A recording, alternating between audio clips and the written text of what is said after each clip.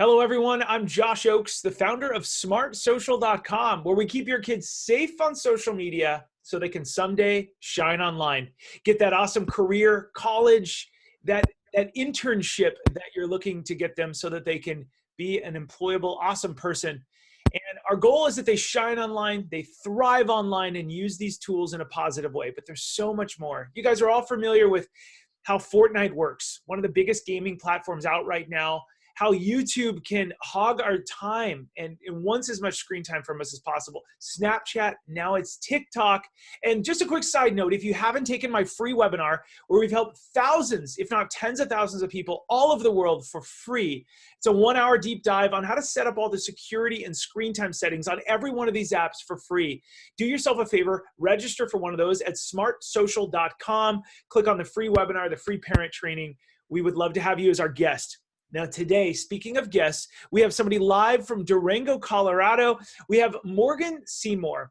She's an LCSW, licensed clinical social worker, and she's with an organization called Open Sky.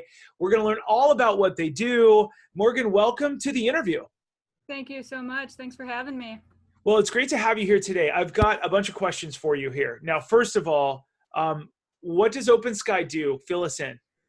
So we are based out of Durango, Colorado, and we're a wilderness therapy program, meaning we work with adolescents and young adults, and we take them backpacking for 10 to 12 weeks in the wilderness.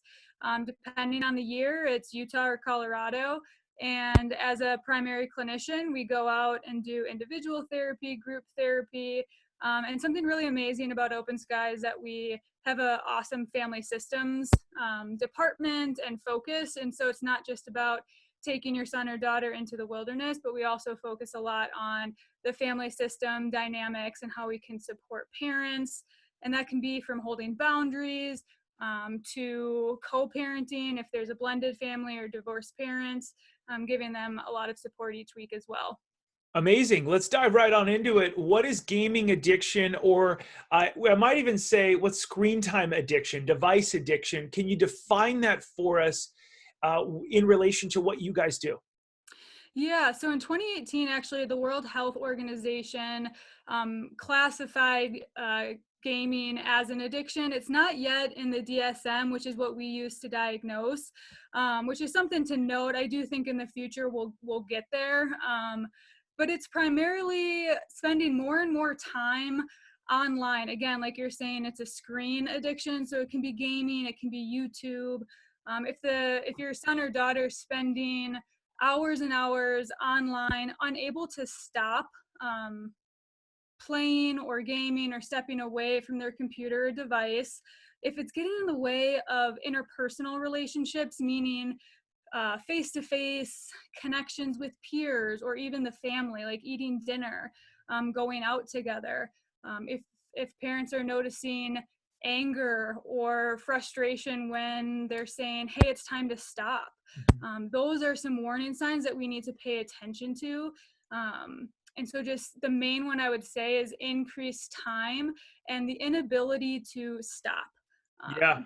Despite knowing that it's a challenge. Yeah, so that's what is gaming addiction. And how can games like Fortnite lead to a gaming addiction and unhealthy habits? Now, parents, if you're listening to this right now, if you don't know what Fortnite is quite yet, it's huge. And I talk a lot, we've got an addiction course that teaches students what addiction is and how other substances hog them and make bad decisions and all these different things. So parents, please know that if your students aren't on Fortnite yet, everything on this device wants more of their time. They're gamifying you. They're doing all this stuff.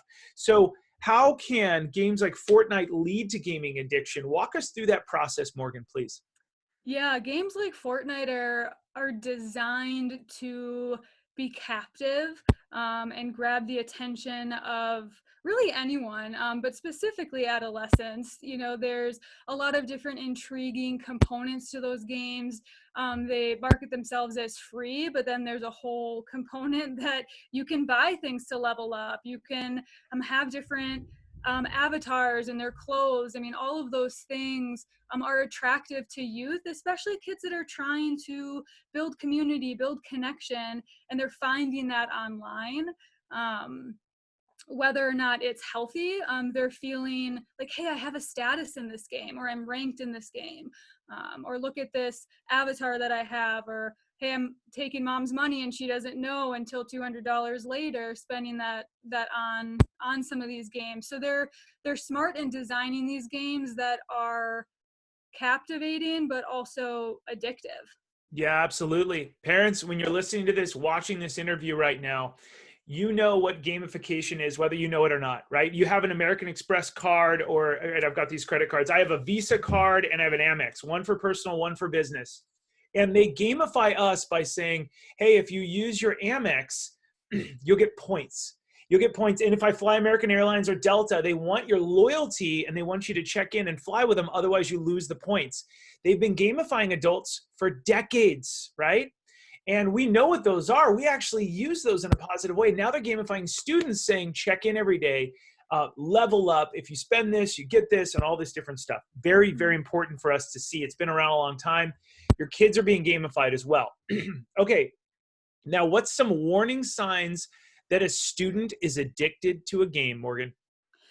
Yeah, I think that goes along with some of what I was naming before, is struggling with those interpersonal relationships. If you notice them spending more and more time in their room, on a device, not interacting with friends that they may have had previously, not interacting with the family, do you see a struggle holding a boundary and trying to pull them away from it? You know, there's tends to be anger if a parent shuts off a device.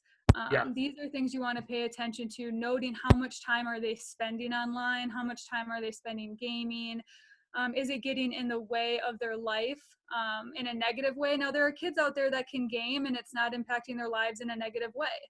Once it is impacting you in a negative way, that should send a little red flag up that says, okay, something's off here and we need to intervene. And what should parents do? Speaking of intervening, what are some of the things they can do to intervene and to help their child to manage their gaming time? Yeah, I would say about boundaries and being consistent with consequences. And so, figuring out where the gaming system is going to be, or how much access do they have to a smartphone. Being able to hold that boundary and say, this is going to be in a common area, and you're going to have an hour after dinner, and upholding that. Being consistent is really hard because initially there's going to be some pushback, especially if this is new in the house and the kids are thinking, wait a second, we've had free reign of all of this, and now you're tightening things up. So just being consistent and being ready for some pushback. Yeah. So let's talk about that pushback. Mhm. People who are listening or watching this, they might either not have Fortnite quite yet, and Fortnite isn't the end of everything. It's not, I'm not making it bad. I'm just saying that it opens up a can of worms, parents. Statistically, if you see as many people and instances as we see, and as Morgan sees, you start to see that this can be a dangerous thing if you're not careful with it. So we talked about a couple things you can do. Morgan, when is it time for us to consider that we need professional help? Yeah, I would say paying attention to those warning signs we've talked about already. If you're implementing these boundaries and trying to be consistent, and as parents, you need support as well. And that's what a wilderness program or other treatment programs out there can do, is not just help your son or daughter, but help you as parents implement some of these new systems and boundaries and consequences that are going to be beneficial. That's when I would start looking at out of home treatment or in home treatment. Is, hey, we're doing what people are telling us to do and it's just not sticking, or it's just not working. And that's okay. It's So being able to know when to ask for that help what too. are some of the activities that somebody might do at Open Sky? Give us specific examples, because it sounds like it's outdoors. It's really fun. What do you get the kids excited about doing that they end up coming back with? Yeah. So in wilderness at Open Sky, no one has their device. There is no technology. And so really it's somewhat cold turkey. They come out here and they don't have any of that. What our focus is on is fireside talk, practicing interpersonal skills, noticing that if somebody has been playing video games or online for 60 hours a week, they might be a couple steps behind in terms of some of those social skills. And so in my group specifically, we're doing a lot of social skills building, practicing how do you engage somebody face to face in real time and not behind a screen. A lot of times that causes anxiety. And so managing, anxiety that might come up as well. They're physically active out here too. Often, the kiddos that are coming in gaming or spending a lot of time online are not. And so just getting in their body, and all of a sudden they start to feel better. And that's different for everyone and what that feels like. But giving them space to detox essentially from a screen. And a lot of the boys I work with do have a sense of relief, because there's a lot of pressure that comes with some of these games, or the status, or, I worked with a student recently who was ranked in a virtual reality game. There's a lot of pressure there, and almost this relief of, okay, I get to figure out who I am outside of this screen or outside of this game. Yeah, that's amazing. And very well said too. There's so much. Parents that are listening to this right now, that there's when you hand your kids this, they're connecting immediately with 7 billion other people, but also there's an army of engineers who are the smartest people in the world at creating something that gamifies us, as we spoke about earlier. And what we're here to tell you today is A, you're not alone. B, we're here to help guide you and give you the tips so that you can work with your kids instead of against them, right? And when you give your kids this, we have to be very careful, because you're giving them essentially, and I know this is going to sound a little dramatic, but a substance that is designed to be as addicting, and the studies have come out, as addicting as alcohol and cigarettes to children, right? There's other studies that say it's as addicting as heroin. You can take our Fortnight course, which we show you actual screenshots of the studies and everything else. But parents, please be careful when you're doing this. Please also, just a little side note, a plug for our free webinar that I lead live 4 times a week starting this week.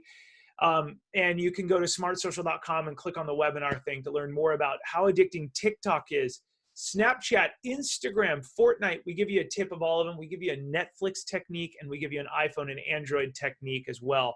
This is such a big deal. Hey, Morgan, I want to thank you for joining us today. I know you got a lot going on in Durango, where you're at with all these students, these kiddos that you're helping literally to change their lives. You're doing great work. We appreciate you here at smartsocial.com. And what's one more tip you would want to tell the parents who are struggling with, I've disconnected with my kid because, Morgan, I got to tell you, in all my interviews and all my webinars, I got parents chatting with me saying, Josh, we lost our kid last year to Fortnite. And they don't mean that in a negative way. They mean it in a way their child started behaving differently. It's typically a son from our data. My son, we lost him up here to Fortnite. We took it away, and now he's back, and he's better than ever. What do you tell parents? What's one tip you tell them if they feel like they're losing their son or their daughter to gaming, or they're quieter? What's one tip to give them confidence?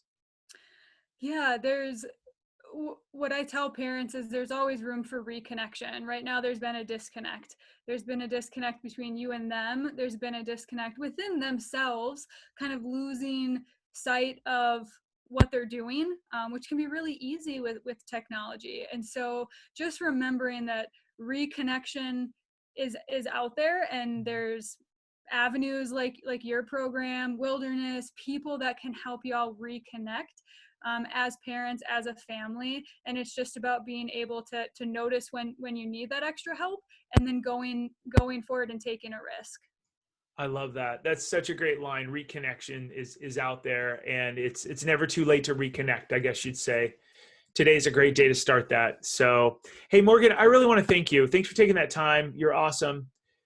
The rest of you who are listening and watching this interview from all over the world, please rate, subscribe, and review. Whether it's on iTunes or YouTube, give us that thumbs up. You'll help us reach more parents to help protect more kids. Our mission, our motto is keeping kids safe on social media so they can someday shine online. We have that vision, that future for your kid.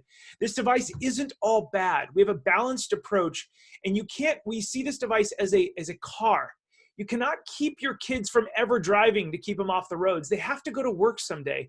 This is a vehicle that gets them from point A to point B, but it should not be a pastime. It should have a purpose. Please talk to your kids about that purpose. Please attend one of our free webinars so you can learn a little bit about how we approach this, and we help 1.5 million people a year to really navigate the dangerous waters Also, go to Open Sky and learn more about what they do online. They've got some incredible people. They sent Morgan here today to share with us some of these tips. I'm incredibly thankful. For all of you out there, make sure you keep it light, bright, and polite, because your kids are watching, and we want to make sure that they see that you're behaving in the correct way online, because that's what they're going to see most. Thank you to everybody for joining us here today. Shout out to Morgan for coming us to it from Open Sky. We'll see all of you on the next episode. Have a great day, everyone. Take care.